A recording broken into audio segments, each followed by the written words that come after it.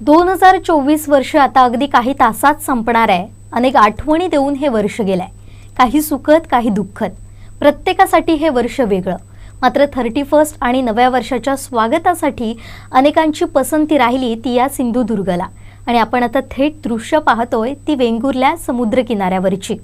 हा मावळतीचा सूर्य अगदी शांतता देतोय आणि नव्या वर्षाची चाहूल देतोय। आपले प्रतिनिधी दीपेश परब घटनास्थळी आहेत, या ठिकाणी आहेत। आपण थेट त्यांच्याकडे जाऊयात आणि सध्या ही दृश्य आणि एकूणच 31चं कसं वातावरण आहे वेंगुर्ल्यामध्ये त्याची माहिती घेऊयात। दीपेशजी, आपण ही थेट दृश्य पाहतोय, अगदी सरत्या वर्षाला निरोप देताना हा मावळतीचा सूर्य, हा क्षण पाहण्यासाठी अनेक जण आसुसलेले असतात। हा मावळतीचा सूर्य पाहण्यासाठी अनेक जण या ठिकाणी येत असतात। सध्या काय परिस्थिती आहे वेंगुर्ल्यामधली? निश्चितच जुईली, आपण ही आता दृश्य बघतोय ही वेंगुर्ला जो प्रसिद्ध सागर बंगला आहे या ठिकाणून ही दृश्य आहेत। आणि 2024 सरत्या वर्षाला आपण निरोप देतोय। काही तासात हे 2024 हे वर्ष संपून 2025 चं आपण उत्साहात स्वागत करणार आहोत। आणि याच पार्श्वभूमीवरती जो सूर्यास्त आहे तो या ठिकाणी आपल्याला दिसतोय। 2024चा सूर्यास्त आपल्याला म्हणावा लागेल। आणि उद्याचा जो दिवस आहे तो नवीन सूर्योदय होईल। 2025 हे वर्ष उद्यापासून सुरू होईल। आणि आता आपण हे वेंगुर्ला समुद्र किनाऱ्यावरून ही दृश्य बघतोय सूर्यास्ताची।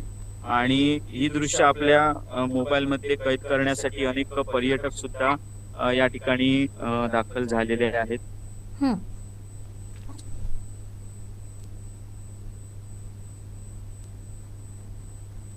अनेक पर्यटक सुद्धा या ठिकाणी दाखल झालेले आहेत ही दृश्य आपल्या मोबाईल मध्ये कैद करण्यासाठी। काही क्षणातच या ठिकाणी सूर्यास्त होईल। दीपेश, ज्या ठिकाणी आता तू उभा आहेस, जो सागर बंगला जिथे तू आता उभा आहेस आणि जिथून हे अत्यंत सुंदर विहंगम असं दृश्य आपल्याला दिसतंय, त्या सागर बंगल्याची सुद्धा एक वेगळी अशी खासियत आहे। त्या सागर बंगल्यावरती अनेक दिग्गज लोक येऊन गेलेली आहेत। त्या सागर बंगल्याचं जे वैशिष्ट्य आहे, तो जे त्याचं स्थान, तिथलं जे ती जी जागा आहे ती अत्यंत सुंदर अशी आहे। तिन्ही बाजूनी समुद्र आहे। काय सांगशील त्या बंगल्याच्या संदर्भात? निश्चितच आपण हा बघताय सागर बंगला आहे। आणि काही दिवसांपूर्वीच याचं काम जे आहे ते पूर्ण झालेलं आहे। नव्या रूपात हा सागर बंगला या ठिकाणी उभारण्यात आलेला आहे। तेच संपूर्णपणे जे स्ट्रक्चर होतं तेच ठेवण्यात आलेलं आहे। मात्र जो जुना सागर बंगल्याचं जे रूप होतं ते बदलून आता अशा प्रकारे हा सागर बंगला या ठिकाणी थाटात उभा आहे। काही थोडीशी कामं अजून बाकी आहेत। यानंतर सुशोभीकरण हे आपल्याला दिसतं, या ठिकाणी सुशोभीकरण करण्यात येणार आहे। आणि अधिक आकर्षक पर्यटकांसाठी हा सागर बंगला या ठिकाणी असणार आहे। आणि अनेक आठवणी आहेत सागर बंगल्याच्या। अनेक दिग्गज नेते, राज ठाकरेंसारखे दिग्गज नेते मंडळी असतील, त्याचप्रमाणे शरद पवार यांच्या आवडीचं हे ठिकाण सागर बंगला आहे। वेंगुर्ल्यात आल्यानंतर ते निश्चितच या ठिकाणाला भेट देतात। त्यानंतर अनेक नेते मंडळी असतील ते या ठिकाणी भेट दिलेली आहे त्यांनी। आणि ही आपण बघताय सागर बंगल्याच्या शेजारील दृश्य आहे। सूर्य हा मावळतीला आलेला आहे। काही क्षणातच सूर्यास्त होईल या ठिकाणी। आणि यानंतर जो उद्या सूर्योदय होईल हा 2025चा सूर्योदय असेल। आणि ही दृश्य आपल्या मोबाईल मध्ये कैद करण्यासाठी या ठिकाणी अनेक पर्यटक हे सुद्धा उपस्थित आहेत। वेंगुर्ल्यात सुद्धा सागर बंगला असेल किंवा या ठिकाणी प्रसिद्ध असं सुरू झालेलं झुलतं पूल असेल, या ठिकाणी सुद्धा पर्यटक आता येण्यास सुरुवात झालेली आहे। आज 31 डिसेंबर आहे आणि 31 डिसेंबरचं सेलिब्रेशन असेल, हे करण्यासाठी पर्यटक आता या ठिकाणी यायला सुरुवात झालेली आहे। निश्चितच दीपेश, ज्या पद्धतीने आता तू सुंदर असं दृश्य दाखवतोयस वेंगुर्ल्याच्या समुद्र किनाऱ्याचं, मुळात आधी सिंधुदुर्गातले समुद्र किनारे अत्यंत सुंदर, नितळ, शांत आणि स्वच्छ म्हणून गणले जातात। असाच हा एक समुद्र किनारा वेंगुर्ल्याचा आहे। आणि या समुद्र किनाऱ्यांमुळे वेंगुर्ल्याची वेगळी अशी ओळख आहे। गेल्या वर्षामध्ये, म्हणजे आता हे सरतं वर्ष आहे, जो दिनकर आहे, म्हणजे आपण एक सुंदर गाणं आहे, मावळत्या दिनकरा, नेहमीच उगवत्या दिनकराला किंवा उगवत्या सूर्याला नमस्कार करण्याची आपल्याकडे पद्धत आहे। मावळत्या दिनकराला सुद्धा नमस्कार करण्याची भारतीय संस्कृती आहे। आणि निश्चितच या दृष्टिकोनातून जर बघितलं तर अत्यंत सुंदर मावळतीचा सूर्य आपल्याला समोर दिसतोय. दीपेश, काय सांगशील वेंगुर्ल्यात ह्या सुंदर, स्वच्छ, नितळ आणि अत्यंत विलोभनीय अशा समुद्रकिनाऱ्यांच्या संदर्भात? निश्चितच वेंगुर्ल्याचं पर्यटनाचा जर विचार केला तर अनेक समुद्रकिनारा असेल किंवा या ठिकाणची ठिकाणं असतील, अगदी वेंगुर्ला शहरातील हे जे ठिकाण आहे त्याच्यानंतर पूर्वेपर्यंतचा जो समुद्र किनारा आहे, यात आपलं कोंडुरा बीच आहे, त्याच्यानंतर खवणे बीच आहे, अशा प्रकारे अनेक सुंदर बीचेस, शिरोडा बीच आहे, सुंदर बीच वेंगुर्ल्यामध्ये आहेत, समुद्र किनारे आहेत, स्वच्छ समुद्र किनारे आहेत आणि मेन म्हणजे सुरक्षित समुद्र किनारे हे वेंगुर्ल्यात आहेत. त्याच्यामुळे अनेक पर्यटकांच्या पसंतीला एक शांततेसाठी अनेक पर्यटक हे वेंगुर्ल्यात येत असतात आणि आपल्या कुटुंबासोबत या संपूर्ण निसर्गाचा, समुद्र किनाऱ्यांचा आनंद लुटत असतात. आणि त्या पुढे जाऊन सांगायचं तर अनेक प्रकल्प हे वेंगुर्ल्यात सध्या पर्यटनाच्या दृष्टीने होऊ घातलेले आहेत. त्यामुळे सध्या पर्यटकांचा प्रमाण हे गेल्या काही जर विचार केला तर या मागील 2 वर्षात हे पर्यटकांचं प्रमाण हे वाढताना आपल्याला पाहायला मिळतंय. सुंदर असा मांडवी खाडी आणि आपल्या समुद्र किनाऱ्याला, नवाबाग समुद्र किनाऱ्याला जोडणारा झुलता पूल हा प्रकल्प या ठिकाणी झालेला आहे. यामुळे हा पूल बघण्यासाठी हजारो पर्यटक हे दिवसभर येत असतात. सलग सुट्ट्या, आता आपण नाताळच्या सलग सुट्ट्या होत्या, त्याच्यानंतर शनिवार रविवारच्या सुट्ट्या होत्या. अनेक पर्यटकांनी या ठिकाणी येऊन पर्यटनाचा आनंद लुटलेला आहे आणि अशा प्रकारे त्यानंतर नुकतेच जो शालेय शिक्षण मंत्री दीपक केसरकर यांचा जो पाणबुडीचा प्रकल्प जो त्यांनी या ठिकाणी सांगितलेला होता, त्याचं काम सुद्धा आपल्याला सुरू झालेलं हे पाहायला मिळतंय. बंदर, जे वेंगुर्ला बंदर आहे त्या ठिकाणी कामाला सुद्धा सुरुवात झालेली आहे, जेटीच्या कामाला सुरुवात झालेली आहे. म्हणजे जी पाणबुडी जी समुद्रात येणार आहे त्या पाणबुडीपर्यंत पोहोचण्यासाठी जी सुसज्ज जेटी लागणार आहे, त्या ठिकाणून ज्या प्रवासी बोटी आहेत त्या पाणबुडीपर्यंत जाणार आहेत पर्यटकांना घेऊन. त्याच्यासाठी सुसज्ज अशा जेटीची बांधकामाला सुद्धा सुरुवात ही झालेली आहे. अद्यापर्यंत कशा प्रकारे ही जेटी बांधकाम करण्यात येणार आहे याची संपूर्ण माहिती अद्यापर्यंत अधिकाऱ्यांकडून मिळालेली नाही, मात्र सुरुवात ही झालेली आहे आणि पर्यटकांना पुढील काळात एक वेंगुर्ल्यात आकर्षक अशा पद्धतीने वेंगुर्ल्यात पर्यटकांचा ओघ हा वाढणार आहे. आणि निश्चितच हे आपण जसं म्हटलं, स्वच्छ सुंदर समुद्र किनारे हे पाहण्यासाठी निश्चितच पर्यटकांची पसंती ही वेंगुर्ल्याला आपल्याला पाहायला मिळते. निश्चितच वेंगुर्ल्याचं हे आता जिथे तू उभा आहेस दीपेश, त्याच्या खाली अत्यंत चांगला असा माशांचा बाजार देखील भरतो. अनेक ठिकाणावरून लोक आवर्जून मासे घेण्यासाठी आणि सगळ्यात महत्त्वाचं म्हणजे वेंगुर्ल्याची सुंगटं घेण्यासाठी लोक वेंगुर्ल्याच्या ह्या बंदरावरती आवर्जून येत असतात. एकूणच मच्छीमारांचा यावेळेसचा हंगाम कसा काय झाला? कारण वेंगुर्ले बंदर किंवा वेंगुर्ल्यातले मासे हे वैशिष्ट्यपूर्ण किंवा वेंगुर्ल्यामध्ये मुद्दाम मासे घेण्यासाठी खूप पर्यटकही येत असतात आणि स्थानिक लोकही येत असतात. माशांच्या बाबतीत जर बोलायचं झालं तर थोडीशी निराशा ही मच्छीमारांमध्ये यावर्षी पाहायला मिळाली. कारण ज्या पद्धतीने मासेमारी किंवा ज्या पद्धतीने मच्छी मिळणं त्यांना अपेक्षित होतं त्या पद्धतीने मच्छी या वर्षात मिळालेली नाही असं काही मच्छीमारांकडून सांगण्यात आलेलं आहे. निश्चितच तरी सुद्धा आपल्याला वेंगुर्ला बंदरावरती जी सुंगटं आपण जशी म्हटली कोलंबी ती घेण्यासाठी अनेक पर्यटक अजूनही येतात आणि फ्रेश कोलंबी त्यांना या ठिकाणी मिळतात. आणि अनेक मच्छीमार आहेत, पारंपरिक मच्छीमार आहेत, त्याच्यानंतर आधुनिक मच्छीमार करणारे मच्छीमार आहेत, ते सुद्धा या ठिकाणी फ्रेश मासे हे घेऊन येतात. आपली मांडवी खाडी असेल त्याच्या किनाऱ्याला सुद्धा मासे मिळतात. त्याच्यानंतर नवाबाग समुद्र किनारा असेल त्या ठिकाणी सुद्धा हे मासे घेण्यासाठी पर्यटक आवर्जून या ठिकाणी उपस्थिती दर्शवतात. आपण त्या ठिकाणची दृश्य आता यानंतर पाहणारच आहोत. तात्पुरते सूर्यास्ताचे दृश्य मी आपल्याला दाखवतोय. काही क्षणातच हा सूर्यास्त होईल आणि आपण जसं म्हटलं तसं काही मासेमारीचा हंगाम हा समाधानकारक राहिलेला आहे मच्छीमारांसाठी. म्हणावं तेवढं त्या पद्धतीने मासे हे सध्या न मिळाल्यामुळे थोडीशी निराशा आणि थोडंसं कधीतरी कुठच्या तरी दिवशी चांगले मासे असे मिळालेले आहेत. मात्र काहीसं समाधानकारकच ही मच्छीमारी वेंगुर्ल्यातली राहिलेली आहे.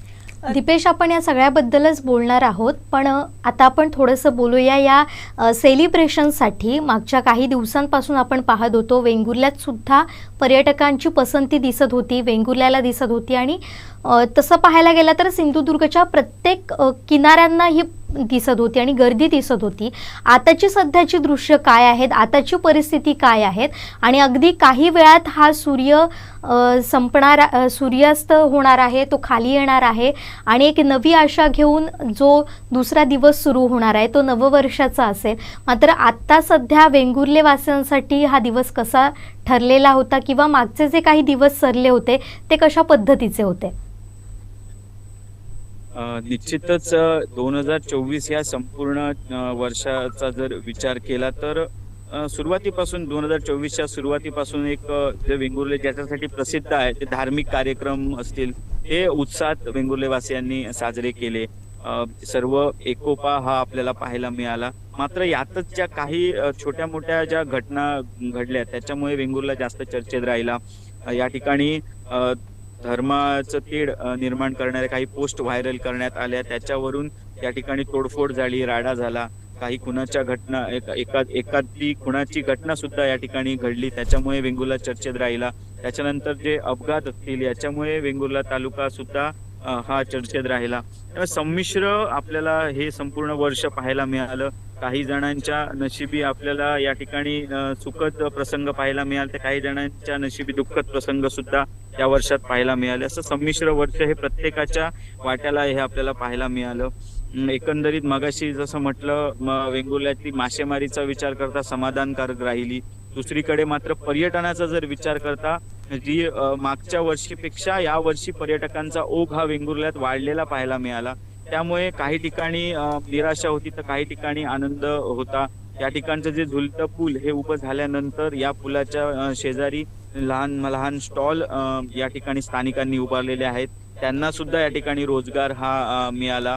सुट्टीचे दिवस होते आणि एक वेंगुर्ल्याचा जर विचार केला तर सायंकाळी एक 4:30-5 नंतर या ठिकाणी पर्यटक यायला पसंत करतात. यानंतर सायंकाळी आल्यानंतर या ठिकाणी फोटो कॅप्चर करणं, या ठिकाणचं निसर्गाचा आनंद घेणं आणि घरी जाताना फ्रेश मासे घेऊन जाणं हे असं हे वेंगुर्ल्याचे जे पर्यटक येतात त्यांचा दिनक्रम असल्यामुळे निश्चितच 5-5:30 नंतर पर्यटक हे या समुद्र किनाऱ्यांवर किंवा या ठिकाणी वेंगुर्ला बंदर असेल, जुत्ता पूल असेल, नवाबाग समुद्र किनारा असेल या ठिकाणी येणं पसंत करतात. आणि आता सुद्धा आपण पाहतोय, मगाशी या ठिकाणी एक 4:30 वाजता मी या ठिकाणी उपस्थित होतो तेव्हा या ठिकाणी साधारण गर्दी नव्हती. मात्र आता या ठिकाणी हा सूर्यास्ताचं दृश्य पाहण्यासाठी पर्यटक या ठिकाणी दाखल झालेले आहेत. अशाच प्रकारे पर्यटक आपल्याला दीपेश, अगदी काही क्षण बाकी आहेत आता सूर्यास्त होण्यासाठी.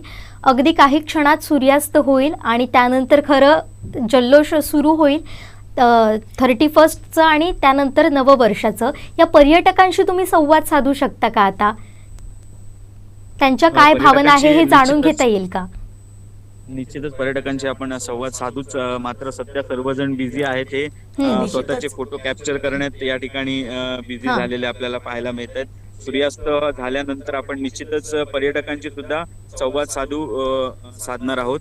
मात्र आता काही क्षणातच सूर्यास्त या ठिकाणी होणार आहे.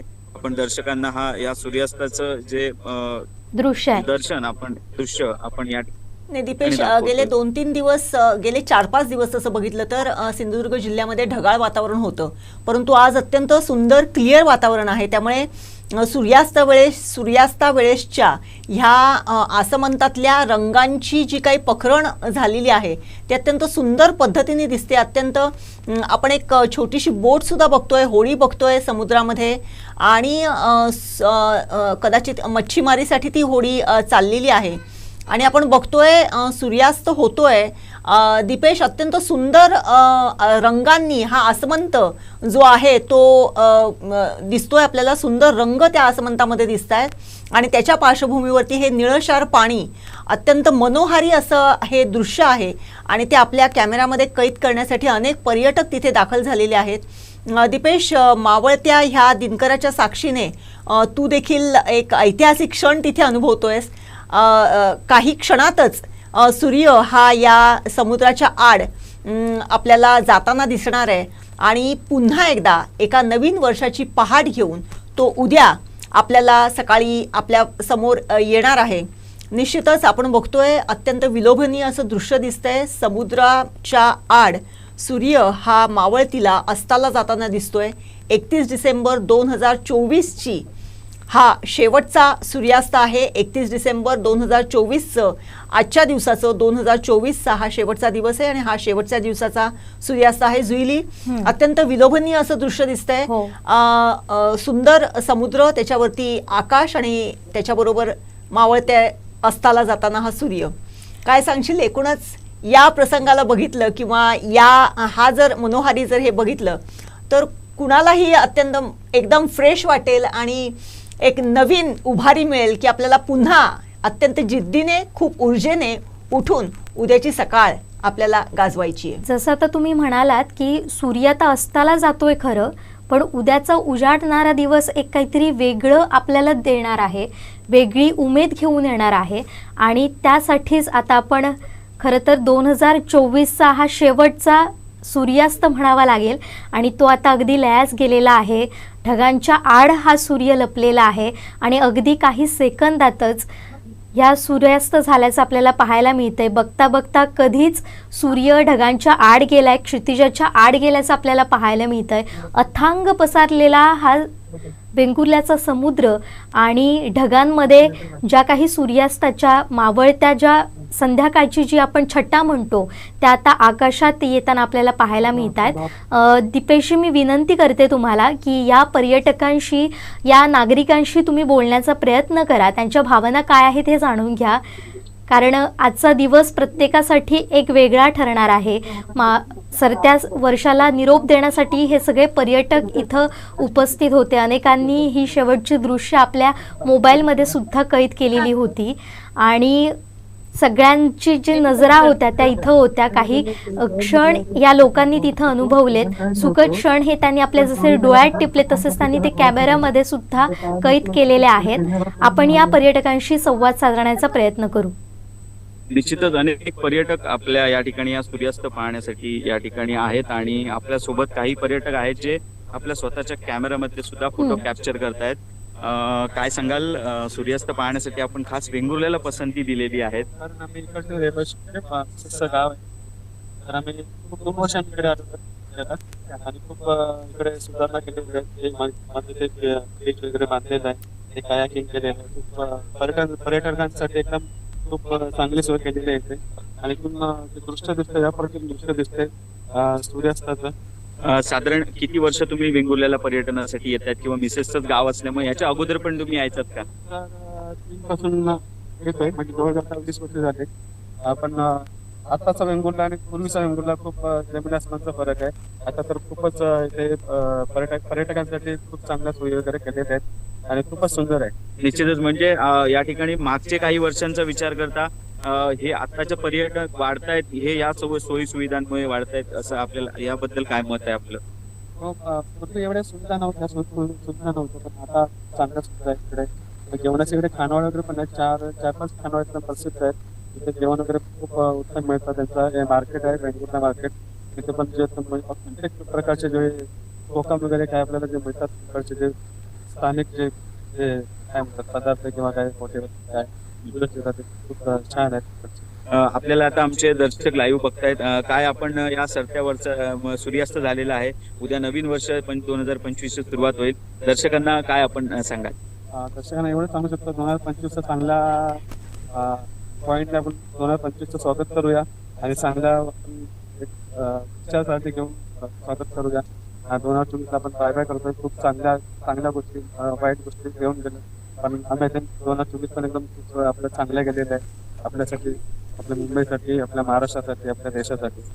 दीपेशी, निश्चितच अशा प्रकारे पर्यटकांनी आपल्या या ठिकाणी वेंगुर्ला हा पर्यटनाच्या दृष्टीने वाढतोय, बहरतोय आणि हे पाहण्यासाठी अनेक पर्यटक या ठिकाणी येत आहेत. अगदीच दीपेशी, मी तुम्हाला विनंती करेन, त्यांच्या मागेच जे आपण पर्यटक आता बघत होतो त्यांच्या मागेच महिला वर्गाची सुद्धा उपस्थिती आपल्याला पाहायला मिळते.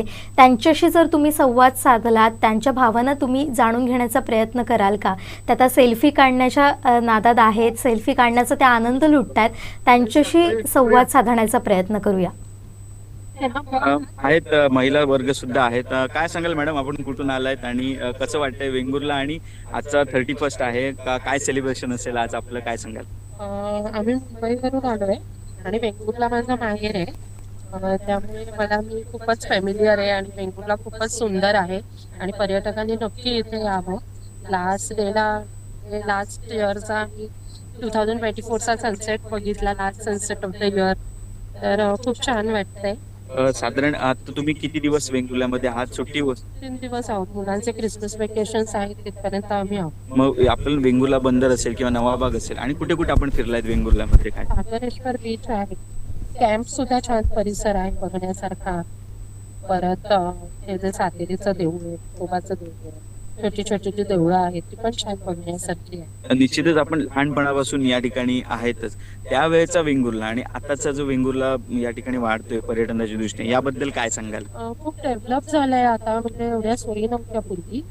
आणि आम्ही जेव्हा इथे, म्हणजे पूर्वी आमचं इथे दापोसवाड्यात घर होतं, तिथून आम्हाला इथे 20 मिनिटं चालत. म्हणजे आम्ही जायचो, रिक्षा मिळाली तर परत जायला रिक्षा नसायची, काळोख व्हायचा, अंधार व्हायचा. मग आम्ही अंधारातून मी आई बाबांसोबत चालत जायचे. म्हणजे त्या सगळ्या आठवणी आहेत.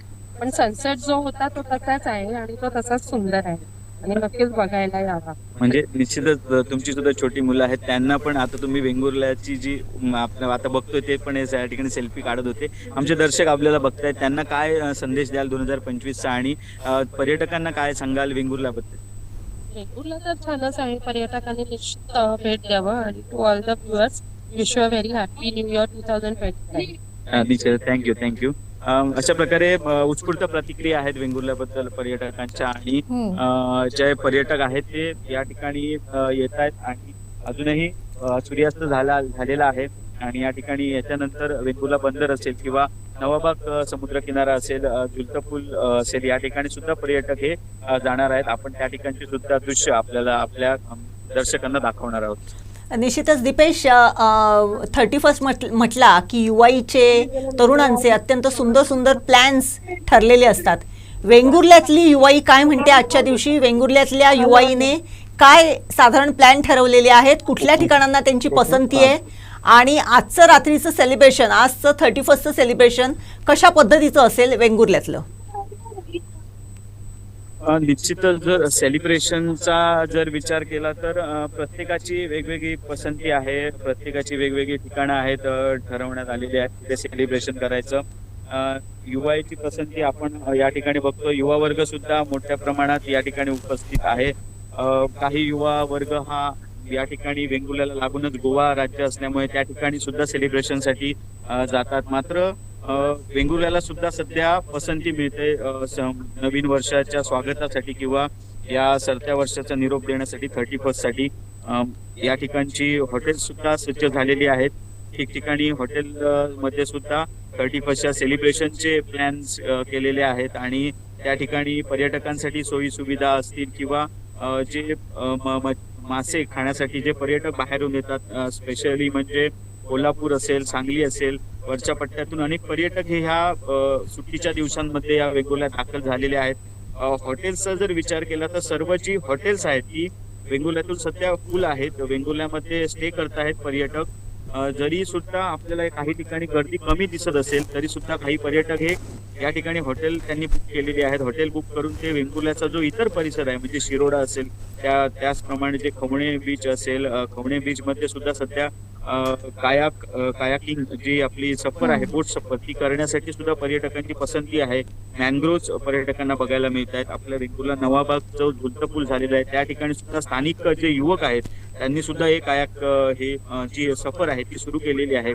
त्याच्यामुळे पर्यटकांना या ठिकाणी आल्यानंतर आता निसर्गाबरोबरच जे वॉटर स्पोर्ट आहेत ते सुद्धा करण्यासाठी या ठिकाणी मिळत आहेत. त्याच्यामुळे पर्यटक या ठिकाणी थांबायला लागलेले आहेत. जी अगोदरची जी परिस्थिती होती की पर्यटक या ठिकाणी यायचे, दिवसभर फिरायचे आणि राहायला कुठेतरी दुसरीकडे जायचे, मालवणला जायचे किंवा गोव्यात जायचे, तसं आता होत नाहीये. पर्यटक या ठिकाणी थांबतायत आणि या ठिकाणी स्टे आपली हॉटेल्स बुक करतायत आणि त्यानंतर संपूर्ण फिरतायत आणि फिरून हे संपूर्ण परिसर या ठिकाणी बघतायत. त्याच्यामुळे हॉटेल सुद्धा ही काही दिवस या ठिकाणी फुल आहेत आणि 31st जो जल्लोष आहे तो आपल्याला वेंगुर्ल्यात सुद्धा पाहायला मिळणार आहे. दीपेश, तुम्ही आता अनेक पर्यटन विकास कामांचा उल्लेख केला होता. अनेक पर्यटन विकास कामं कशा पद्धतीनं झाली आणि त्याचा काय फायदा झाला आहे ते तुम्ही सांगितलात. पण पर्यटन म्हटलं की नक्कीच आर्थिक उलाढालही होते. मात्र सध्या वेंगुर्ल्याची याबाबतची परिस्थिती काय आहे? इकडचं आता पर्यटन बहरतंय, पर्यटक आता इथं स्थिरावत आहेत असं सुद्धा तुम्ही म्हणतात. पण आता याचा आर्थिक गणितांवर कसा परिणाम होतोय आणि इथल्या स्थानिकांना त्याचा कसा हातभार लागतोय?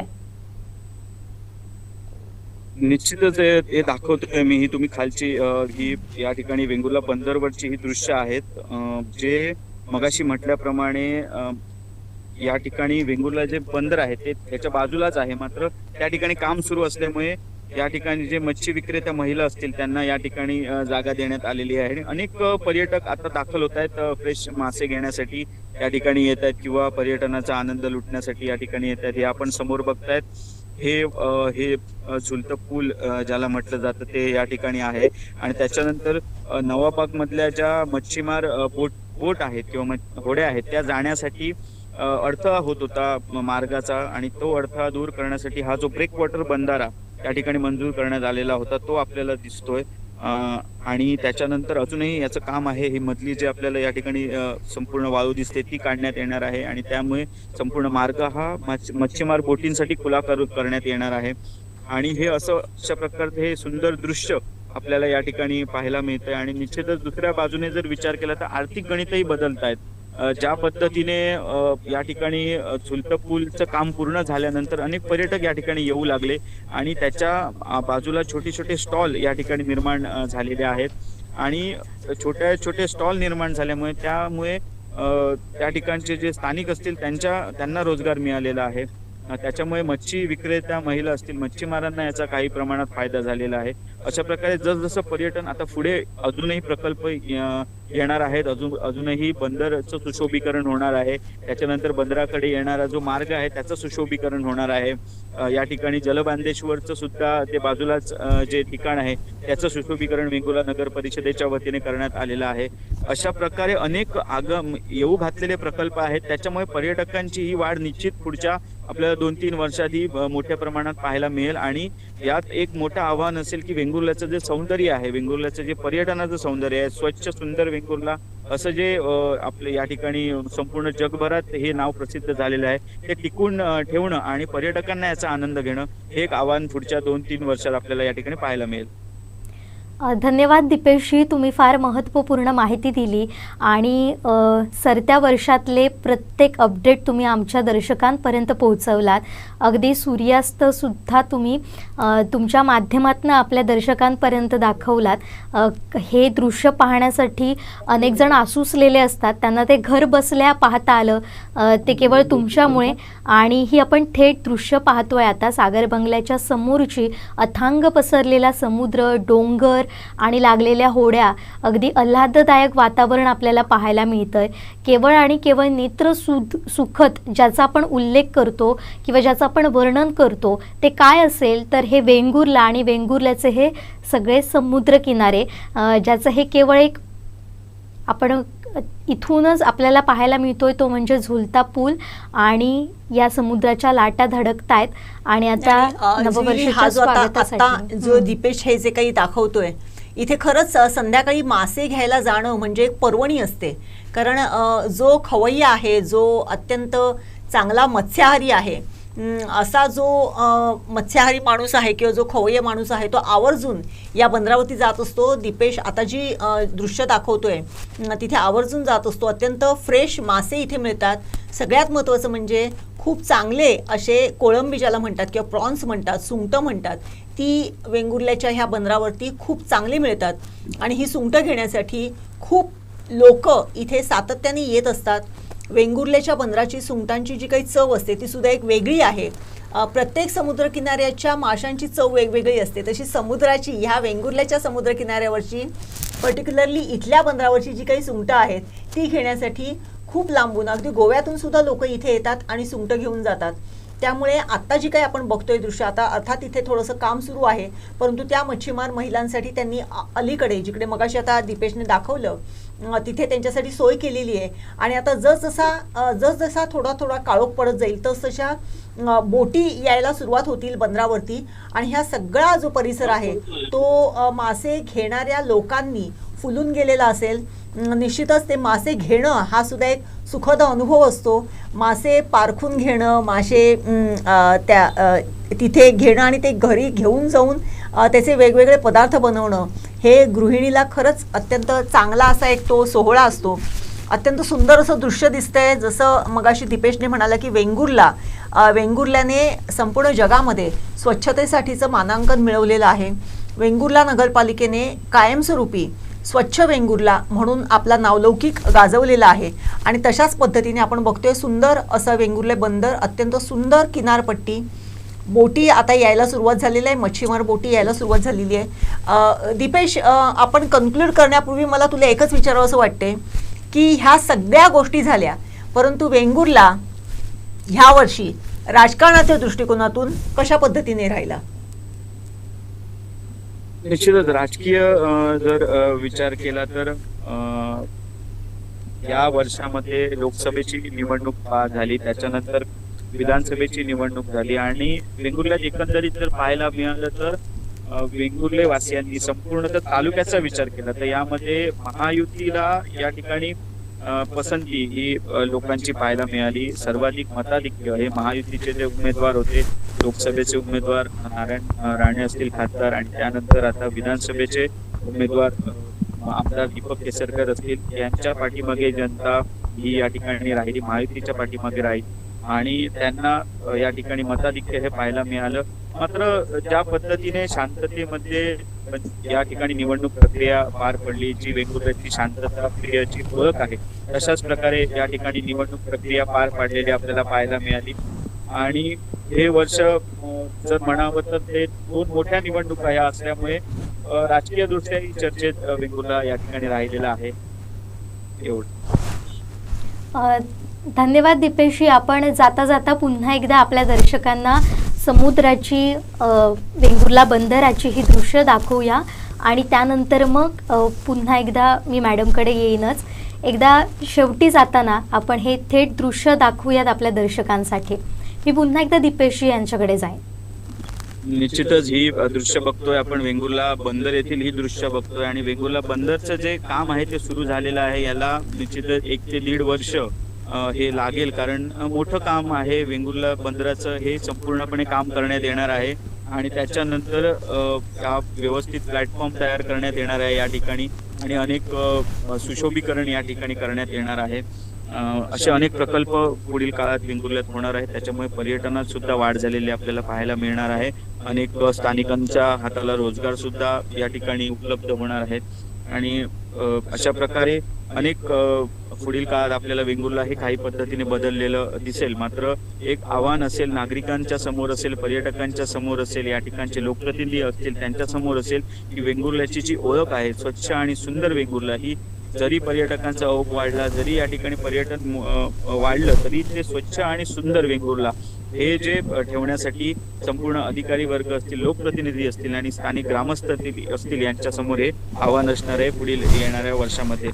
मी जाता जाता आमच्या कोकणसातच्या सर्व दर्शकांना येणारा जे वर्ष आहे ते आनंदाचं, भरभराटीचं व सुख समाधानाचं जावो या शुभेच्छा देतो. प्रत्येकाच्या जीवनामध्ये 2024 मध्ये काहींच्या जीवनामध्ये चांगले प्रसंग, वाईट प्रसंग हे प्रत्येकाच्या आलेले आहेत आणि येणारं नवीन वर्ष हे अनेक आव्हानं घेऊन येणार आहे, अनेक नवीन संधी घेऊन येणार आहेत आणि या संपूर्ण संधीचा फायदा ह्या दर्शकांनी घ्यावा आणि आपलं 2025 जे वर्ष आहे ते सुख समाधानी त्यांच्यासाठी जावं हीच ईश्वरचरणी प्रार्थना करतो. धन्यवाद. धन्यवाद दीपेशी. तुम्ही सुंदर केलेल्या कव्हरेजसाठी आपलेही मनपूर्वक आभार. तर ही आपण थेट दृश्य नजरेत साठवूया खरं तर. आणि आपण ही पाहतोय अगदी गजबजून गेलेला आहे. वेंगुर्ल्याचा समुद्र असेल, त्याचबरोबर लाईटिंगमुळे आणखीनच त्या 4 चांद लागलेले आहेत. पर्यटकांची गर्दीही वाढते, रांगाही लागल्या आहेत गाड्यांच्या. आणि या बाजूला जर तुम्ही पाहत असाल तर सागर बंगल्याकडे जी तुम्ही जाणाऱ्या वाटा आहेत किंवा ज्या पायऱ्या आहेत त्या सुद्धा आता प्रकाशानं एक मिनिट झगमगून थांबवतोय. या ज्या पायऱ्या आहेत या आपलं जे प्रसिद्ध लाईट हाऊस आहे याकडे जाणाऱ्या या पायऱ्या आहेत आणि वेंगुर्ले नगर परिषदेच्या वतीने हे काम करण्यात आलेलं आहे. या ठिकाणी जे दिसतं हे संपूर्णपणे अशाच प्रकारची जी लाईट आहे ती वेंगुर्ला जे आपल्याला लाईट हाऊस आहे यापर्यंत आहे. मात्र या झुडपांमुळे काहीसं हे इथून दिसत नाहीये. मात्र जर आपण लांबून बघितलं तर हे संपूर्ण हा रस्ता हा अतिशय सुंदर दिसतो आणि ही अशा प्रकारे हे या ठिकाणी केलेलं आहे. ही संपूर्ण जी वाट आहे ही वर जे लाईट हाऊस आहे याकडे ही वाट जाते, या पायऱ्या जात आहेत.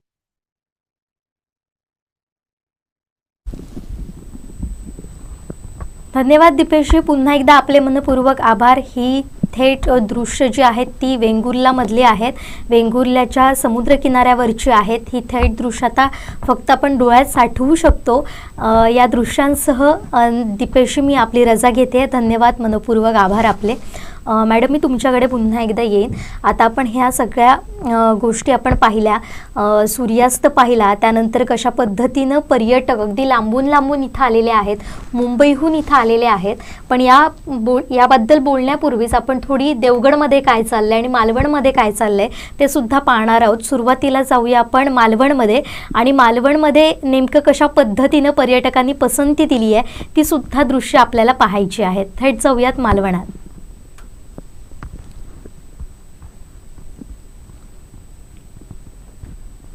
अगदी म्हणजे 5 वाजेपर्यंत जर आपण पाहिलं होतं तर या भागात पर्यटक दिसत नव्हते. मात्र जशी जशी संध्याकाळ होत आली, सूर्यास्त होत आला, तेव्हा मात्र इथं पर्यटकांची पावलं वळताना आपल्याला पाहायला मिळतात.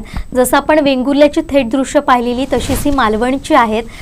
शेवटच्या वर्षातला सूर्यास्त मोबाईलमध्ये कैद करण्यासाठी आणि डोळ्यात साठवण्यासाठी सुद्धा पर्यटक इथं जमलेले आहेत आणि एन्जॉय करतात, 31sta आनंद घेत आहेत आणि नववर्षासाठी सज्ज झालेले आहेत. जो आनंद आहे तो पर्यटकांच्या चेहऱ्यावर आपल्याला पाहायला मिळतोय. मालवणात बोटिंगची सुद्धा सुविधा असल्यामुळे किंवा अनेक जलक्रीडा प्रकार इथं उपलब्ध असल्यामुळे मालवणात मोठ्या प्रमाणावर पर्यटक वळतात. गेल्या काही दिवसांपासून आपण पाहत होतो पर्यटकांची मोठ्या प्रमाणात गर्दी इथं दिसत होती आणि हे वेगवेगळे खेळ सुद्धा होताना दिसत आहेत आणि याची मजा घेताना पर्यटक पाहायला मिळतात. प्रत्येक क्षण जसा एन्जॉय करायचा असतो अगदी तसंच प्रत्यक्षात उतरवतात इकडचे हे सगळे पर्यटक. हे थोडंसं काहीतरी वेगळं आहे. निश्चितच जुईली ज्या पद्धतीने म्हणजे बीच किंवा मालवणच्या किंवा वेंगुर्ल्याच्या किंवा देवगडच्या समुद्र किनाऱ्यांना पर्यटक येतात, 31st साजरा करण्यासाठी येतात. 2-2 दिवस अगोदर, कारण मुळातच क्रिसमसच्या सुट्ट्या पडलेल्या असतात, मुलांना सुट्ट्या पडलेल्या असतात, त्यामुळे कुटुंबासह येणाऱ्यांची संख्या देखील जास्ती असते.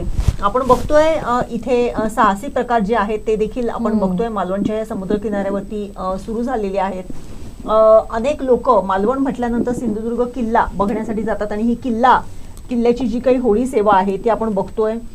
किल्ल्यावरती याच बाजूने होड्या जातात आणि पुन्हा इथे येऊन पर्यटकांना इथे ते सोडतात. समोर आपण सिंधुदुर्ग किल्ला बघतोय. इथे बीचवरती अनेक लोक, बीच म्हणजे इथले जे काही स्वच्छ सुंदर समुद्र किनारे आहेत त्या बीचमध्ये पोहण्याचा, त्या बीच मधल्या त्या पाण्यामध्ये डुंबण्याचा आनंद ते घेतात.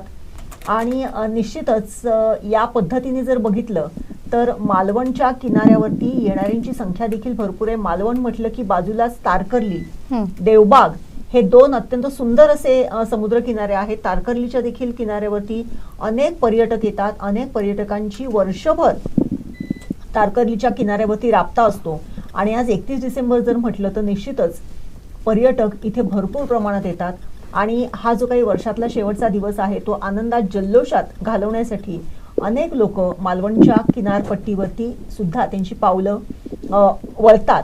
आणि तसं बघितलं तर गेल्या 8 दिवसांपासून मालवणमध्ये पर्यटकांची गर्दी सुरू झालेली होती. जसं मगाशी दीपेश म्हणाला तसं पश्चिम महाराष्ट्रातल्या लोकांचा खूप मोठा ओढा किनारपट्टीकडे येण्याचा असतो आणि त्या पद्धतीने जर बघितलं तर अनेक कोल्हापूर, सांगली, सातारा, पुणे या पट्ट्यातून तसेच कर्नाटकातून अनेक लोक पर्यटनासाठी म्हणून मालवणच्या किनाऱ्यावरती येत असतात. मालवणच्या किनाऱ्यावरती मालवणच्या किनाऱ्यावर देवबाग म्हणा, तारकर्ली म्हणा, तारकर्लीला MTDCचं सुंदर असं तिथे MTDCचं एक रेस्ट हाऊस आहे किंवा त्यांनी पर्यटन केंद्र उभारलेलं आहे. तिथे एक सुरूचं बन आहे. त्या सुरूच्या बनात देखील अनेक लोक असंच फिरण्यासाठी येत असतात. सगळ्यात महत्त्वाचं म्हणजे जुईली आपल्याकडचे जे समुद्रकिनारे आहेत त्या समुद्रकिनारे ज्या पद्धतीने सुंदर स्वच्छ आहेत त्याची भुरळ पर्यटकांना निश्चितच पडते.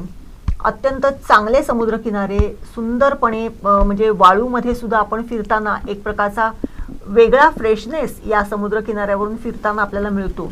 त्यामुळे अनेक लोक, अनेक पर्यटक, मग ते स्थानिक असोत, बाहेरून येणारे असोत, हे अनेक लोक आपल्या सिंधुदुर्गातल्या किनारपट्ट्यांच्या तालुक्यांमध्ये किंवा किनारपट्टीला किंवा ह्या पर्यटन स्थळांवरती, ह्या बीचेसवरती आवर्जून येत असतात. मगासपासून आपण बघत होतो ही मालवणच्या किनाऱ्यावरची ही काही दृश्य आहेत. काही साहसी खेळ तिथे सुरू झालेले आहेत. त्याचा देखील आनंद लुटताना पर्यटक आपल्याला दिसत आहेत. आणि अशा पद्धतीने अनेक लोक तिथे येऊन हा जो काही आजचा जो काही 31st जो काही आनंद आहे तो घेताना दिसत असतात जुईली. नक्कीच. जसं आता आपण पाहतोय की एन्जॉय करताना हे पर्यटक आपल्याला पाहायला मिळतात. अगदी जल्लोषात डान्ससुद्धा सुरू आहे इथं पर्यटकांचा. मगाशी आपण काही दृश्य पाहिली होती, ती सूर्यास्त होत होता आणि त्याला बाय करत होते लोक. म्हणजे केवळ आणि केवळ एन्जॉय इथं होती आहे. आणि मालवणला विशेष पसंती आहे कारण आता इथं ज्या पद्धतीनं किल्ल्यावरची जी सफर असते ती आहेच, पण आता साहसी जलक्रीडा प्रकार सुरू झाल्यामुळे पर्यटकांचा मोठ्या प्रमाणात ओढा आता मालवणमध्ये असल्याचं आपल्याला पाहायला मिळतं आहे. मोठ्या प्रमाणात पसंती ही मालवणला देत असल्याचं आपल्याला पाहायला मिळतं. आणि या सगळ्या दृश्यांचं आपण इथं थांबूया, आता थेट जाऊयात देवगडमध्ये. देवगडात कशा पद्धतीनं पर्यटकांनी या 31st सेलिब्रेशन केलं आहे ते सुद्धा पाहूयात.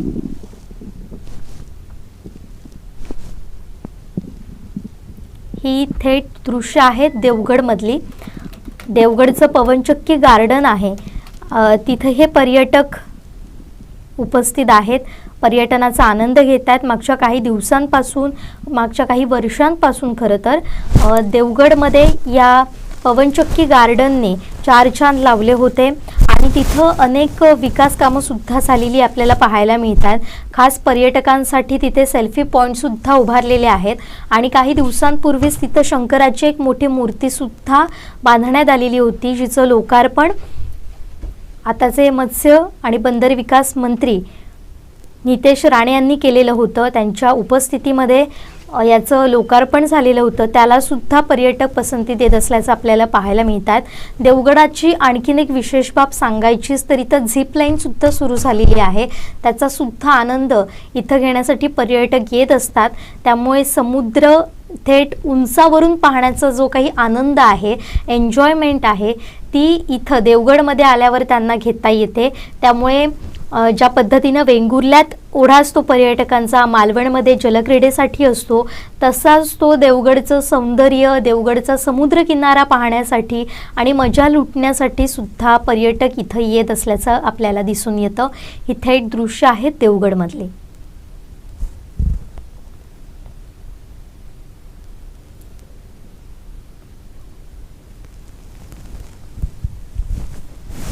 काही पर्यटकांशी सुद्धा आम्ही संवाद साधला. देवगडचे आमचे प्रतिनिधी नागेश दुखंडे यांनी पर्यटकांशी संवाद साधला. त्यावेळी ते नेमकं काय म्हणाले, ते आपलं नववर्षाचं स्वागत कसं करणार आहेत आणि 31st कसा साजरा करणार आहेत ते सुद्धा त्यांनी सांगितलंय. थेट जाऊया.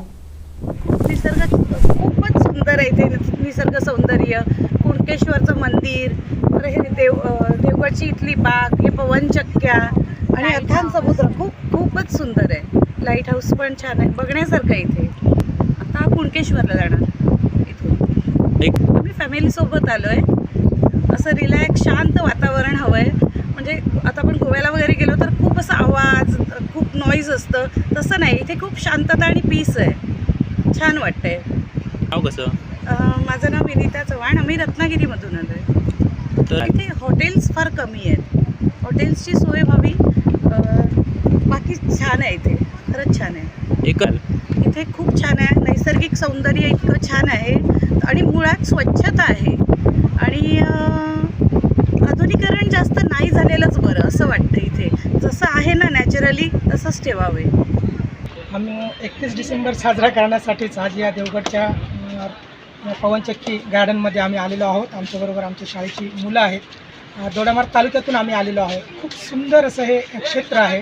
मुलांसाठी एकदम अगदी आकर्षक असं पाहण्यासाठी एक जबरदस्त. म्हणजे आम्ही दरवर्षी लोक गोव्याला जातात 31st करण्यासाठी. आपल्या सिंधुदुर्ग जिल्ह्यामधील ही जी काही क्षेत्र आहेत, काही पॉईंट्स आहेत, खरोखर खूप सुंदर आहेत. आणि मी असं सांगू इच्छितो की जसं तुम्ही गोव्याला जातात तर आपल्या जिल्ह्यामध्ये ह्या प्रेक्षणीय ही जी स्थळं आहेत, सौंदर्य स्थळं आहेत, तर या ठिकाणी भेटी द्या. आपल्याला त्यातून इथे आल्यानंतर इथल्या लोक जी छोटे छोटे उद्योग करतायत, म्हणजे छोटे छोटे जे फळवाले असतील किंवा दुकानवाले असतील, त्यांना कुठेतरी रोजंदारी, म्हणजे त्यांना कुठेतरी त्यांचा कुठेतरी लाभ होईल आपल्या ह्या पर्यटनातून. आणि खूप सुंदर, आम्हाला खूप आवडलं.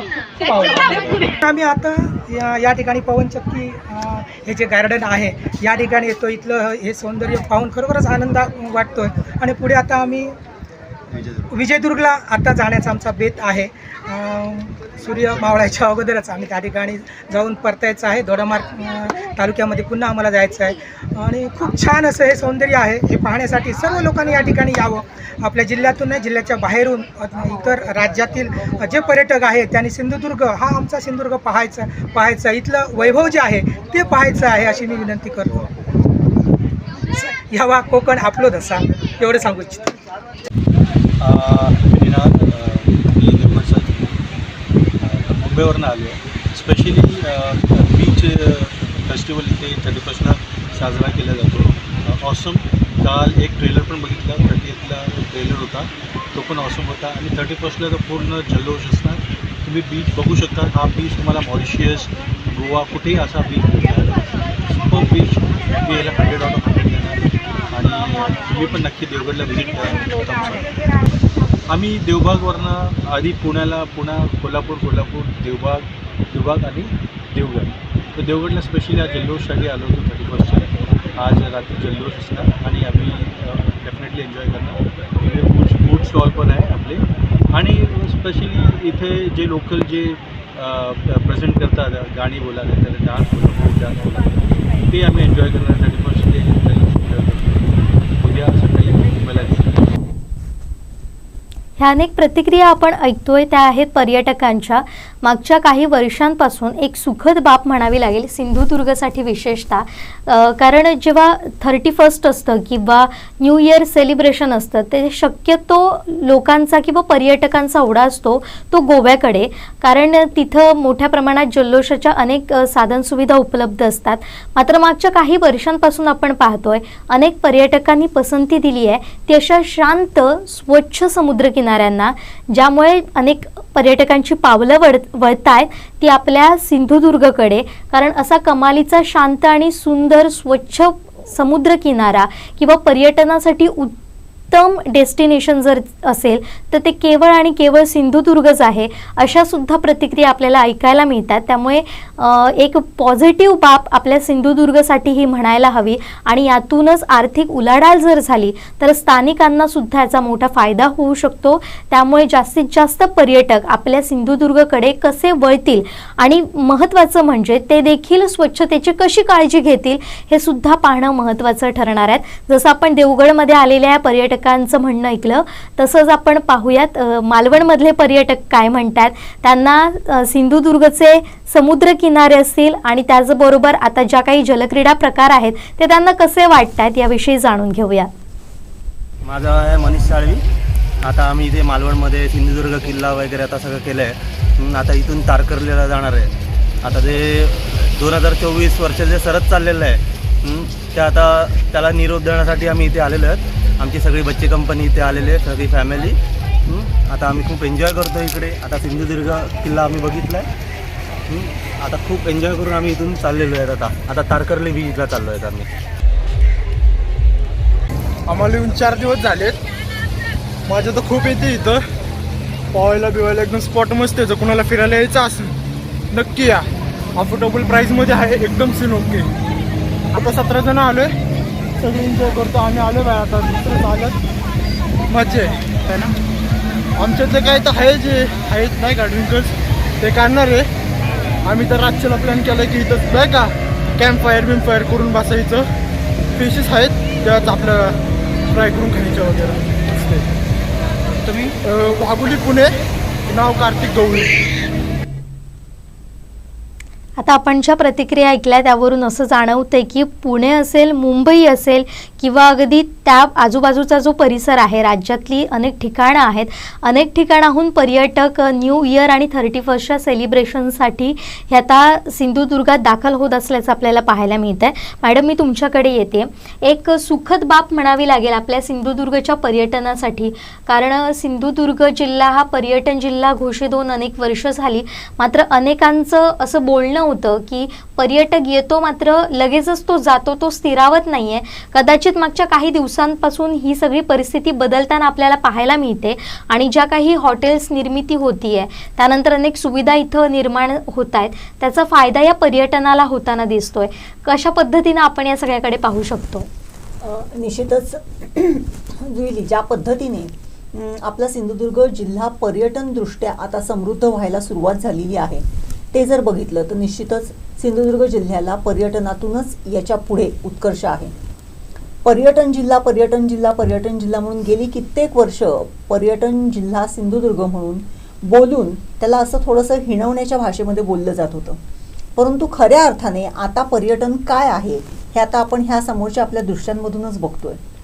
सिंधुदुर्ग जिल्ह्यामध्ये पर्यटन कशा पद्धतीचं आहे हे देखील आपण आपल्या समोरच्या दृश्यांमधून बघतोय.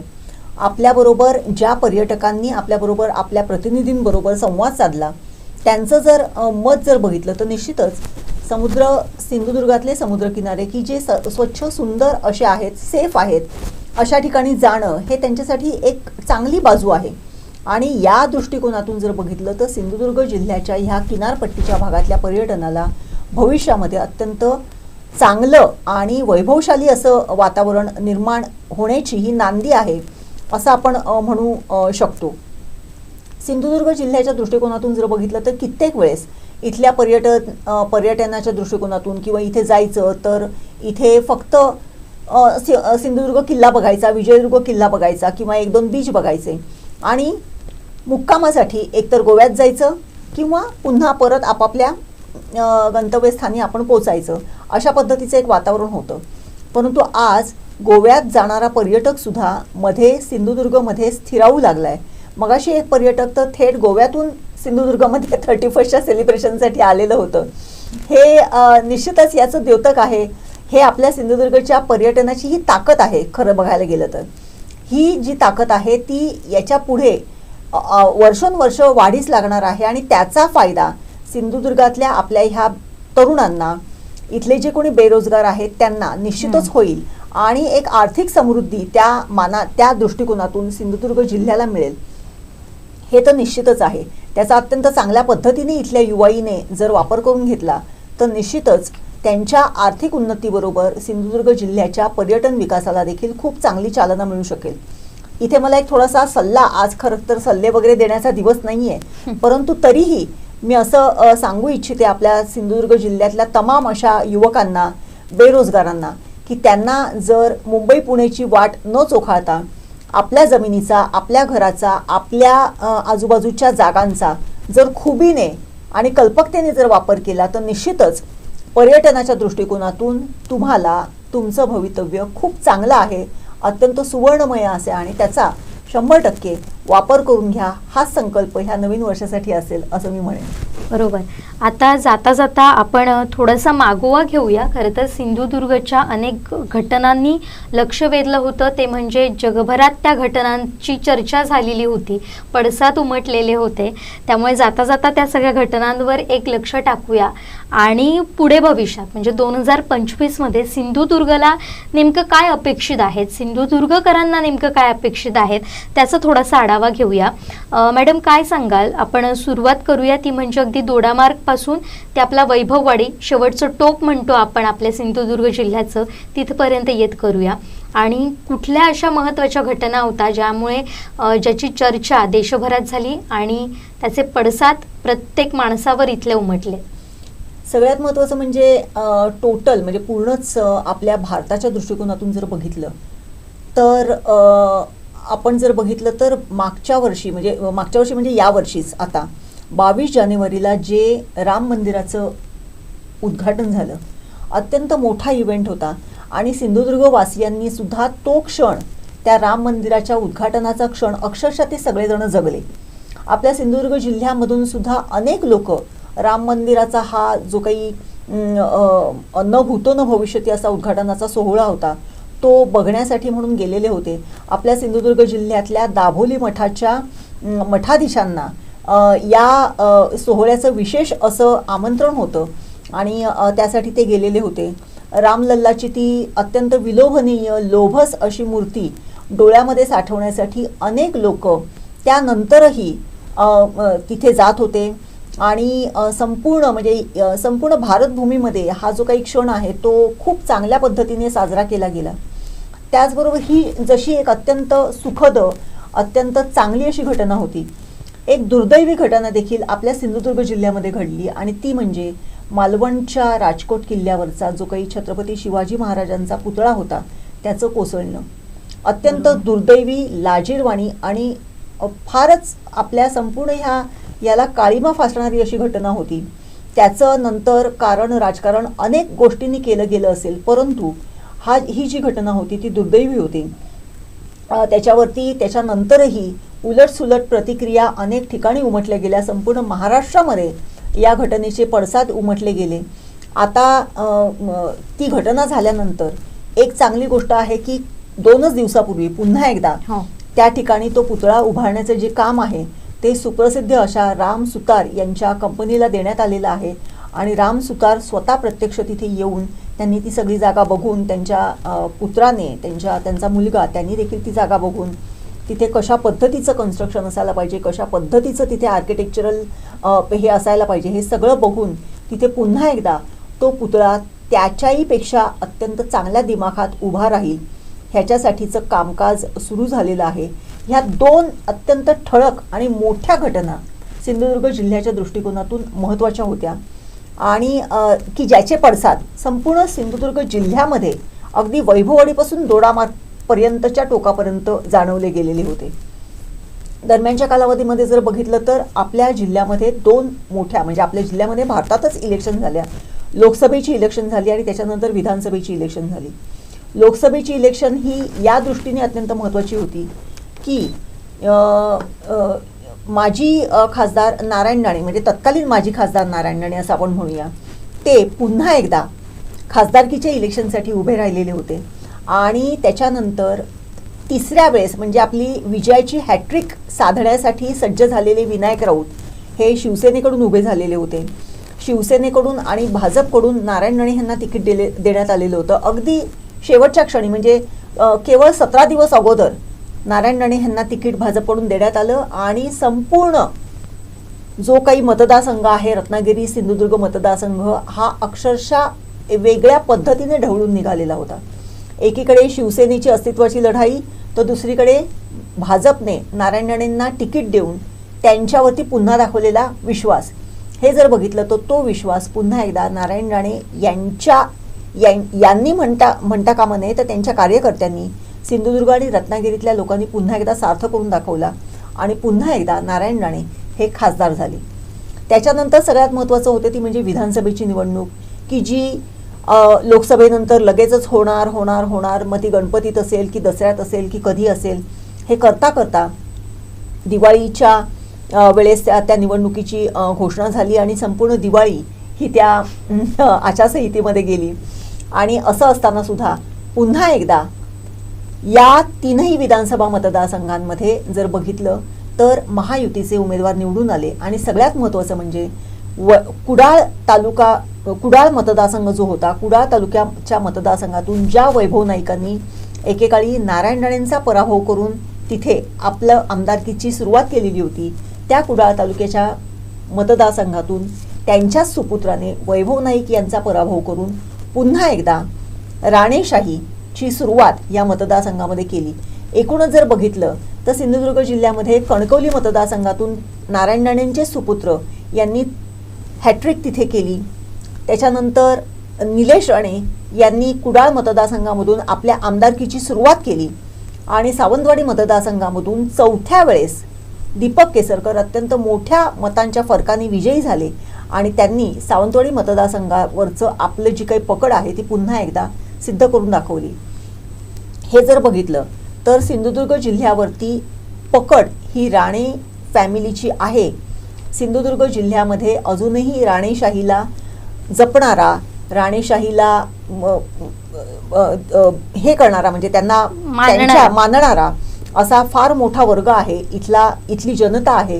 हे पुन्हा एकदा सिंधुदुर्ग जिल्ह्यातल्या लोकांनी दाखवून दिलं आणि तशाच पद्धतीने म्हणजे राणेंचं जल्लोषी स्वागत देखील नितेश राणे यांना कॅबिनेट मंत्रीपद मिळालं आणि त्याच्यानंतर त्यांना मत्स्य आणि बंदर हे अत्यंत महत्त्वाचं खातं देखील मिळालं. कारण ज्या खात्यामुळे सिंधुदुर्ग जिल्ह्यातल्या ह्या संपूर्ण किनारपट्टीचे जे काही प्रश्न, इथल्या मच्छीमारांचे जे काही प्रश्न आहेत ते निश्चितपणे मार्गी लागतील आणि ज्या पद्धतीने रत्नागिरी जिल्ह्यातल्या मच्छीमारांचा विकास झालेला आहे त्या पद्धतीने सिंधुदुर्ग जिल्ह्यातल्या मच्छीमारांचा विकास होईल अशी आशा इथल्या मच्छीमारांनी निश्चितच आपल्याकडे जी बाळगलेली होती त्याला आता ती फलद्रूप होईल असं निश्चितच येत्या काळामध्ये आपल्याला दिसून येणार आहे.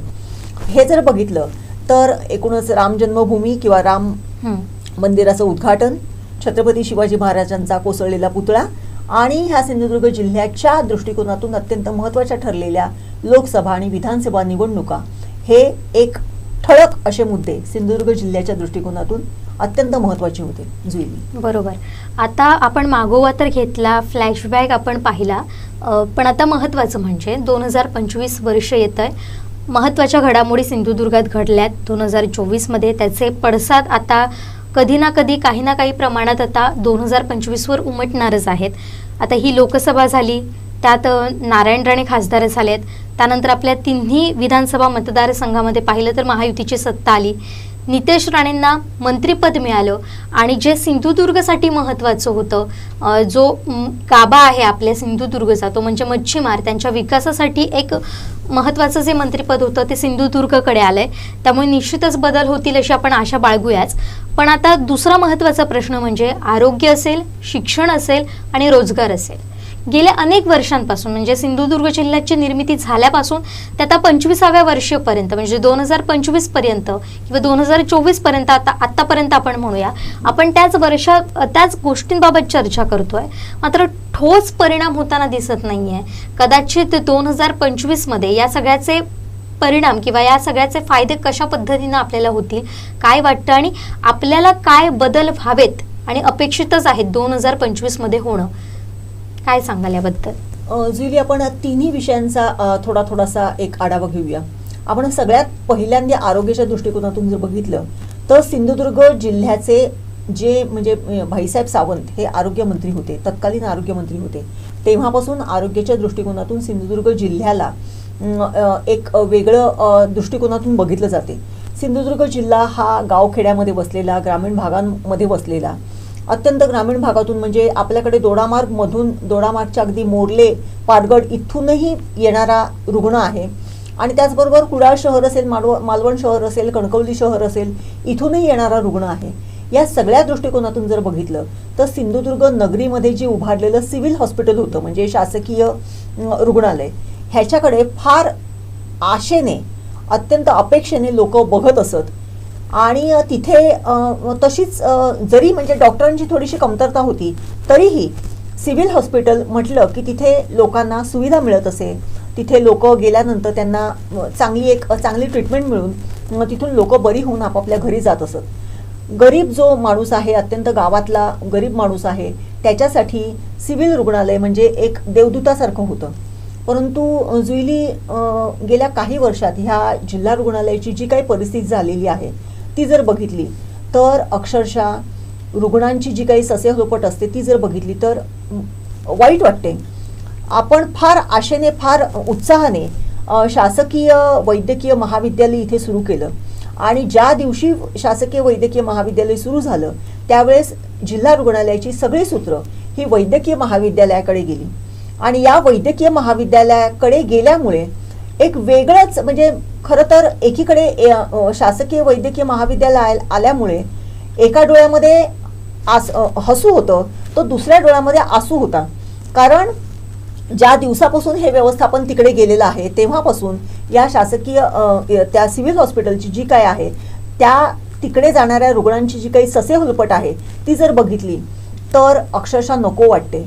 आपण जर त्या आजही जर जिल्हा रुग्णालयामध्ये जर आपण गेलो आणि तिथे ज्या रुग्णांना तिथे दाखल व्हावं लागते, जे गरीब अत्यंत कुठून कुठून गावातून आलेले रुग्ण असतात की त्यांना इतर पर्याय नसतो, असे रुग्ण ज्यावेळेस तिथे विव्हळताना किंवा ज्यावेळेस त्यांना उपचाराविना तिथे आपल्याला दिसतात त्यावेळेस खरंच हाच आपला सिंधुदुर्ग जिल्हा की ज्या जिल्ह्यामधून आरोग्यमंत्र्यांची सुद्धा पदं होऊन गेलेली आहेत हा आहे का, यावरती आपल्याला थोडंसं आपल्याला आश्चर्य वाटते किंवा दुःखही वाटते.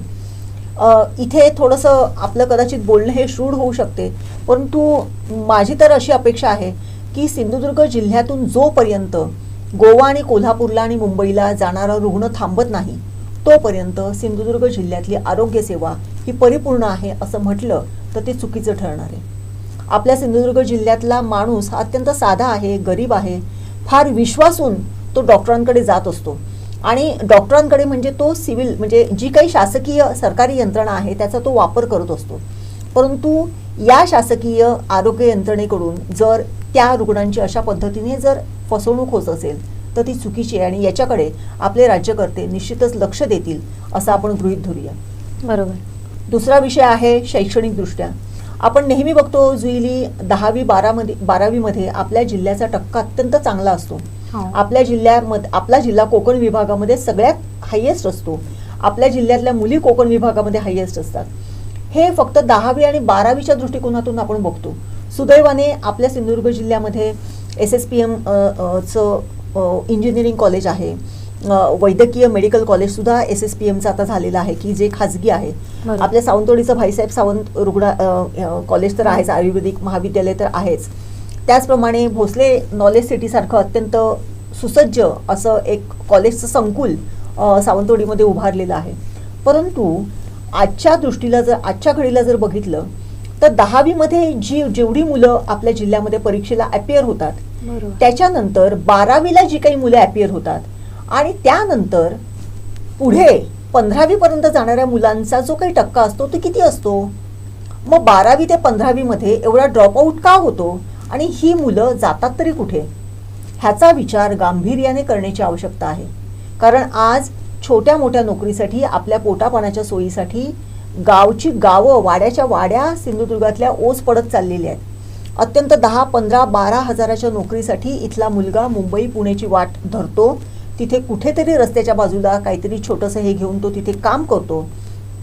अशी पाळी आपल्या सिंधुदुर्ग जिल्ह्यावरती का यावी याचा देखील विचार अत्यंत गांभीर्याने होण्याची आवश्यकता आहे. शैक्षणिकदृष्ट्या जर आपला एवढा जर टक्का जास्ती आहे तर मग ही शिकलेली मुलं हे जे काही आपलं टॅलेंट आहे त्याला आपल्या जिल्ह्यामध्ये का चांगलं परखून घेतलं जात नाही किंवा आपल्या ह्या टॅलेंटला इथे चांगलं त्याला एक द्वार खुलं होऊन इथेच त्याला का सेटल केलं जात नाही, या दृष्टिकोनातून सुद्धा खूप गांभीर्याने विचार होण्याची आवश्यकता आहे. आणि तिसरा विषय म्हटला तर रोजगारी. बेरोजगारीच्या दृष्टिकोनातून आपण बघतो, आपण एक साधा जर एक विचार केला तर आज प्रत्येक गावामध्ये अगदी प्रत्येक घराघरामध्ये ही ओरड आहे की कामाला माणसं मिळत नाहीत. अगदी भाता म्हणजे आपण पैरी ज्याला म्हणतो भाताची म्हणजे तरवा लावायला किंवा भात कापायला तरवा लावायला आपल्याकडे माणसं आता मिळत नाहीत. आज आपल्या जिल्ह्यामध्ये आंब्याच्या बागायतीपासून मच्छीमारांच्या होड्यांपर्यंत नेपाळी, बिहारी, छत्तीसगड, उत्तर प्रदेशची माणसं वाढू लागलेली आहेत. मग आपल्याकडचा हा युवक की जो पूर्वी हीच कामं करत होता तो जातोय तरी कुठे. बरोबर. ह्या परप्रांतीयांना आपल्याकडे एवढी संधी का मिळू लागली आहे याचा विचार खरंच फारच साकल्याने अत्यंत गांभीर्याने होण्याची आवश्यकता आहे. हा रोजगार जो पूर्वी आपलीच मुलं करत होती, आपल्याच इथली स्थानिक लोक करत होती, त्यांनी आता पाठ फिरवली तर मग हा एवढा एवढी मुलं, एवढा जो काही कामगारी वर्ग आहे तो जातो तरी कुठे आणि तो करतो तरी काय, आणि जर करतो तर आपल्या तो पोटाला कशा पद्धतीने तो मिळवतो आणि कशा पद्धतीतून मिळवतो ह्याचा कुठेतरी लेखाजोखा होण्याची अत्यंत गरज आहे. आज नेपाळी, बिहारी, छत्तीसगडची लोक तुला आंब्याच्या बागेत दिसतील. होड्यांवरती हे जे काही ट्रॉलर्स असतात मच्छीमारांचे त्याच्यावरती सुद्धा हे परप्रांतीय दिसतील. आज अगदी जे काही गोठे आहेत म्हशीचे मोठे मोठे आपल्या माणगाव खोऱ्यात किंवा इतर ठिकाणी तिथे देखील ही परप्रांतीय लोक आहेत. आज कोंबडी व्यावसायिक परप्रांतीय आहेत. आज भाजी व्यावसायिक आज आपल्याकडे बेळगावातून प्रचंड मोठ्या प्रमाणामध्ये भाजीपाला येतो. हे सगळे व्यावसायिक हे कर्नाटकातले आहेत. आपल्याकडची मुलं या सगळ्या व्यवसायांकडे काटफाट फिरवू लागलेली आहेत आणि त्यांना 10-12 हजाराच्या नोकरीसाठी मुंबईला का जावं लागते याच्यासाठी त्यांचं ब्रेन वॉशिंग होण्याची सुद्धा आवश्यकता आहे. तर आणि तरच नाही तर एक काळ पुढच्या अगदी म्हणजे काही थोडक्याच दिवसात आपण जर बघितलं तर आपल्याकडचे दुकानदार आणि आपल्याकडचे हे जे काही सगळे व्यावसायिक असतील ते सगळे परप्रांतीय असतील आणि आपलीच मुलं त्यांच्याकडे पुड्या बांधायला थांबलेली असतील. अशी परिस्थिती फार दूर राहणार नाहीये. त्यामुळे या बेरोजगारीवरती फार चांगल्या पद्धतीने सोल्युशन काढण्याची आवश्यकता निर्माण झालेली आहे आणि या युवा वर्गाला इथेच स्थिरावून जसं आता आपण बघितलं पर्यटनदृष्ट्या समृद्ध करण्यासाठी त्यांच्या पद्धतीने त्यांचं एक प्रकारचं एक म्हणजे समुपदेशन करून कशा पद्धतीने प्रत्येक गोष्टीमध्ये काय पहिल्यांदाच खूप लगेच पहिल्या दिवशी आपण दुकान उघडलं आणि आपल्या दुकानासमोर गर्दी झाली असं कधीच होणार नाहीये. परंतु तेच थोडंसं एक समुपदेशन करून त्यांना तिथे त्यांचा तो पेशन्स थोडासा बघून निश्चितच याच्यावरती काम करण्याची आवश्यकता आहे. आणि सगळ्यात महत्त्वाचं जुईली मला सांगावंसं वाटते की सिंधुदुर्ग जिल्ह्यातल्या आत्महत्यांचा जो काही रेट आहे तो जर बघितला तर इथल्या लोकांचा पेशन्स हा कुठेतरी कमी व्हायला सुरुवात झालेली आहे. छोट्या मोठ्या गोष्टींवरून लोक जीव द्यायला उद्युक्त होतात. ह्याची कारणं काय आहेत?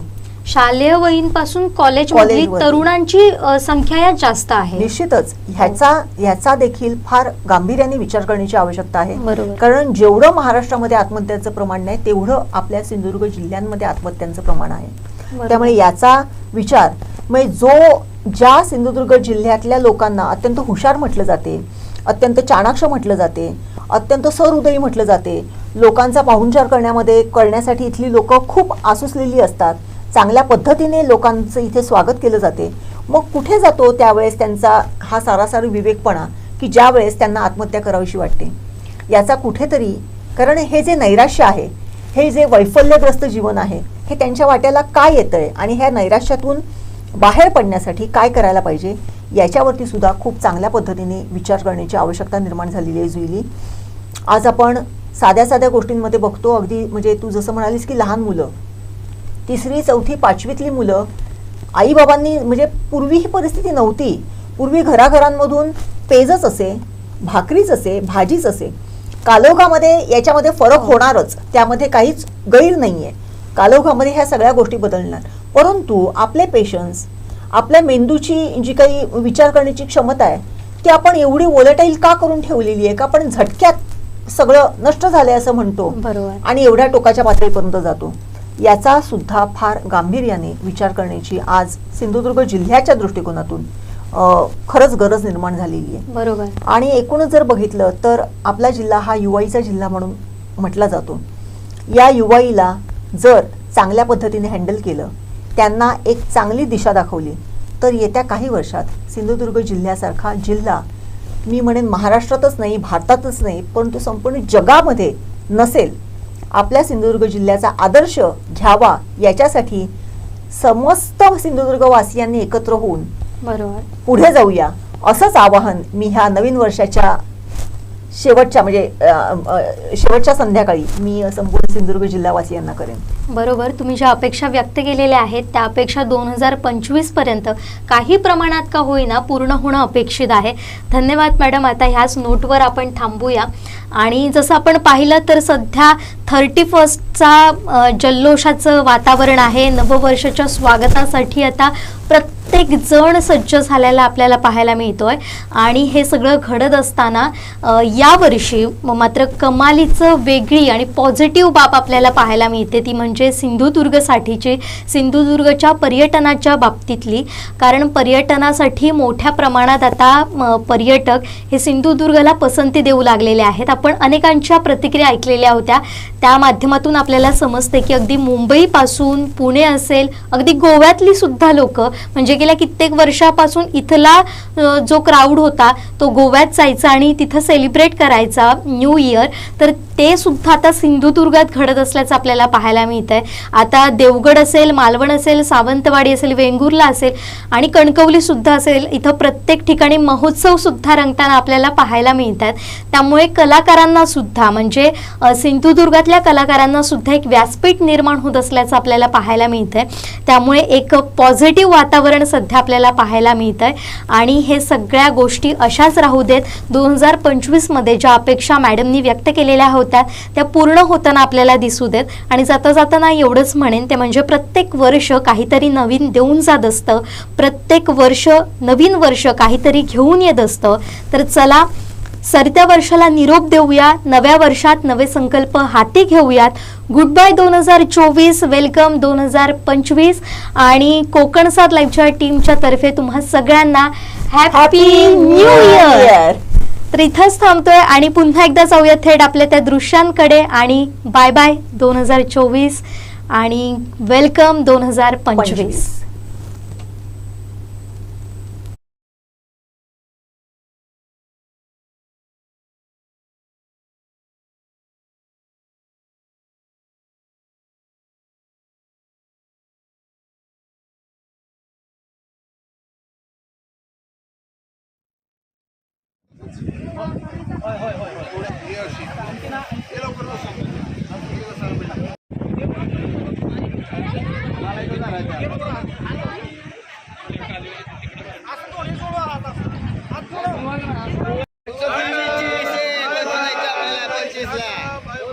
आम्ही आमच्याकडे झाडांचा व्हिडिओ काढे. Happy new year.